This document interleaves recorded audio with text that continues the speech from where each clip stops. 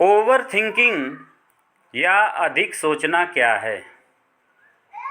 Over thinking का अर्थ है किसी विषय पर बहुत ज़्यादा सोचना जो भविष्य के गर्त में हो या अतीत में घट चुका हो।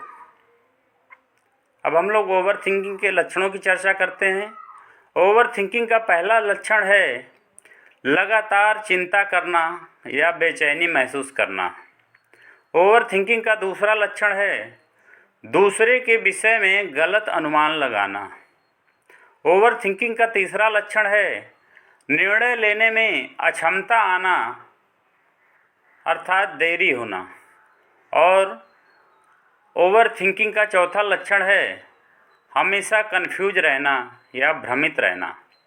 ओवर थिंकिंग का पांचवा और अंतिम लक्षण है अतीत या भविष्य के विषय में सोचते रहना।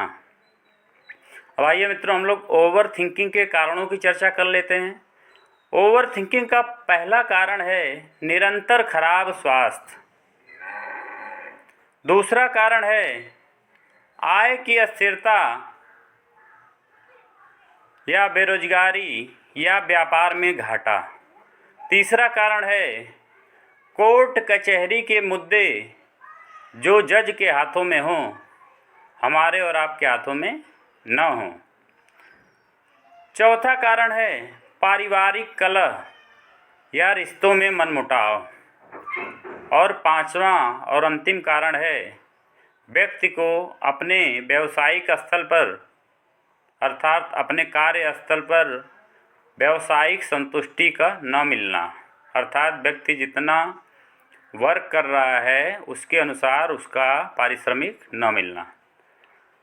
अब आइए मित्रों, हम लोग ओवर थिंकिंग के प्रभावों की चर्चा कर लेते हैं। ओवर थिंकिंग का हमारे दैनिक जीवन पर बहुत ही नकारात्मक प्रभाव पड़ता है। पहला है ओवर थिंकिंग से हमारी दैनिक दिनचर्या प्रभावित होती है।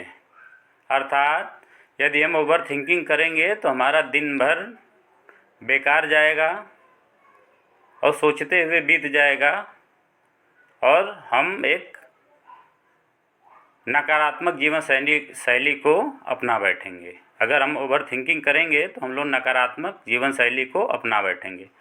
ओवर थिंकिंग का हमारे जीवन पर दूसरा प्रभाव है इससे पारिवारिक और सामाजिक रिश्ते खराब होते हैं। ओवर थिंकिंग का हमारे जीवन पर तीसरा प्रभाव है इससे तनाव, कुंठा और कभी कभी अवसाद हो सकता है। जी हाँ मित्रों, मैंने पहले भी चर्चा किया था कि व्यक्ति सबसे पहले किसी काम के बिगड़ने से या किसी कार्य के विषय में अधिक सोचने से उसके अंदर तनाव उत्पन्न होगा। फिर वह तनाव जब कुछ दिनों तक रह जाएगी तो कुंठा में बदल जाएगी और जब वह कुंठा लंबे समय तक 6 महीने या उससे अधिक या कई वर्षों तक रह जाए तो यह अवसाद में बदल जाती है। तो ओवर थिंकिंग का जो आखिरी प्रभाव है हमारे दैनिक जीवन पर वह है अवसाद में ले जाना व्यक्ति को। अर्थात जो ओवर थिंकिंग है यह व्यक्ति को अवसाद या डिप्रेशन में लेकर चली जाती है। अब ओवर थिंकिंग से बचने के उपाय क्या हैं इसके ऊपर हम लोग चर्चा कर लेते हैं। पहला ओवर थिंकिंग से बचने का उपाय यह है कि गीता में भगवान श्री कृष्ण ने कहा है कि कर्मणे वाधिकारस्तु मा फलेषु कदाचन। कर्मणे वाधिकारस्तु मा फलेषु कदाचन। तो मित्रों, हम सबसे पहले अपने कर्म में विश्वास करें, उसके फल की या रिजल्ट की चिंता न करें।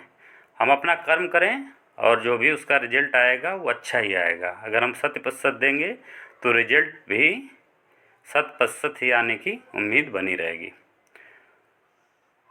ओवर थिंकिंग से बचने का दूसरा भी उपाय है ओवर थिंकिंग से बचने का दूसरा उपाय इस प्रकार है कि किसी भी हालत में खुश रहने की कोशिश करें।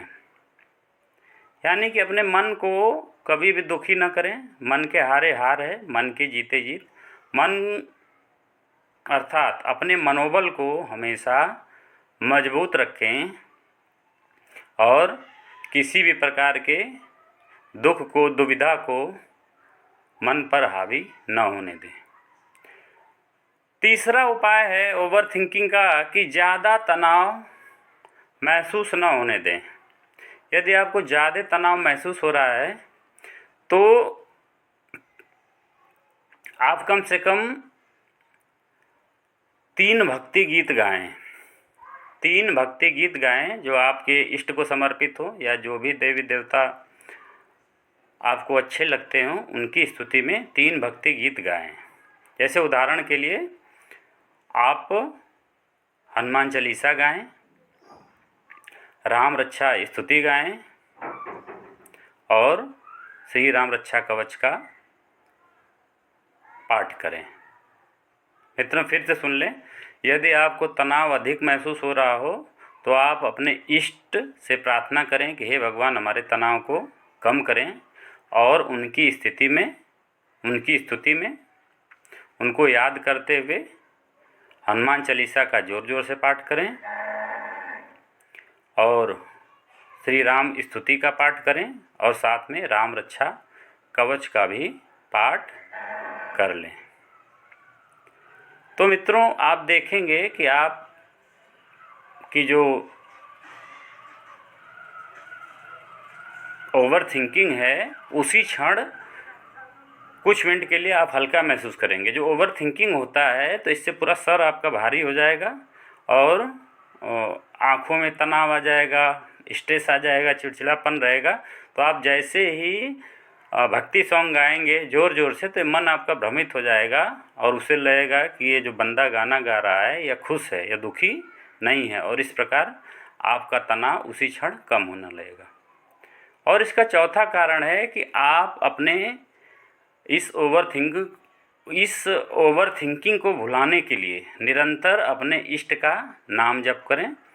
वह ज़ोर ज़ोर से भी जप सकते हैं और मन में भी जप सकते हैं। जैसे अगर आप श्री राम संप्रदाय से हैं या श्री रामानंद संप्रदाय से हैं तो आप सीताराम नाम का जाप कर सकते हैं। और इसका जो व्यवहारिक पक्ष है, अर्थात जो ओवर थिंकिंग रोकने का जो व्यवहारिक पक्ष है वह यह है कि आप अपनी दिनचर्या को बिगड़ने न दें। सुबह उठें, कसरत करें, व्यायाम करें, नहाने धोने के पश्चात योगाभ्यास भी करें, भगवान की स्तुति का पाठ करें, निरंतर नाम जाप का पाठ करें, भोजन में संतुलित आहार लें और साथ में फल और सलाद भी लें, और 8 घंटे कम से कम सोएं, 8 घंटे अपने कार्यस्थल पर जाकर काम करें और 8 घंटे आप समाज में भी योगदान दें। जब भी आप ओवर थिंकिंग करें या जब भी आप तनाव में हो जाएं या डिप्रेशन में चले जाएं तो अकेले कम से कम रहें और अपनी स्वस्थ दिनचर्या को बनाए रखें। अपने इष्ट का, अपने प्रभु का कभी भी विस्मरण न करें, उनको याद रखते हुए और आप निरंतर कम से कम 1.5 घंटा भक्ति भाव में भी दें। इसमें आप स्तुति कर सकते हैं, भजन गा सकते हैं और राम रक्षा कवच का पाठ कर सकते हैं। यदि आपको गुरु मंत्र प्राप्त है तो गुरु मंत्र की माला का जाप कर सकते हैं।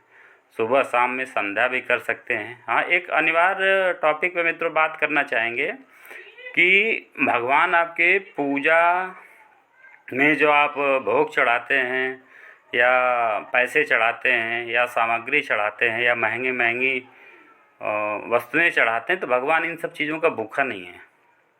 भगवान आपके भाव का भूखा है। अगर आप अध्यात्म मार्ग के पथिक हैं, अपने धार्मिक रास्ते पर चल रहे हैं, आप किसी भी धर्म के हो, तो भगवान को ज़्यादा ढोंग पसंद नहीं है। आप साफ़ सुथरा होकर भी पूजा पाठ कर सकते हैं। और अगर आपके पास धूप अगरबत्ती नैवेद्य नहीं है तो आप साधारण पंचपात्र में जल लेकर आचमनी के द्वारा उससे भी पूजा पाठ कर सकते हैं। और अब मन तो आपका हमेशा शिवालय का ही रूप है। हमेशा मन में प्रभु का स्मरण करते रहें और अवसाद से बचें, ओवर थिंकिंग से बचें, तनाव से बचें और जीवन में स्वस्थ दिनचर्या को अपनाएं। किसी से फालतू बहस न करें। सब में अपने प्रभु का अंश ही देखें, सब में अपने प्रभु का अंश ही देखें और किसी भी व्यक्ति से जाति, मजहब, धर्म, जाति के आधार पर भेदभाव न करें, किसी के प्रति ईर्ष्या न रखें, सबसे आत्मिक संबंध बनाए रखें। अर्थात जो जीवात्मा होती है वो परमात्मा का अंश होती है और हर व्यक्ति में परमात्मा का अंश है, यह भाव बनाए रखें। जीव जीव में भेद न करें और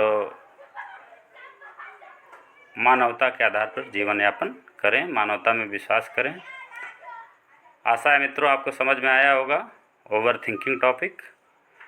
और ओवर थिंकिंग से बचने के लिए स्वस्थ दिनचर्या को अपनाएं, प्रकृति के करीब जाएं, अपने प्रभु का स्मरण करें और पारिवारिक रिश्तों को बिगड़ने से बचाएं, समाज में भी योगदान दें।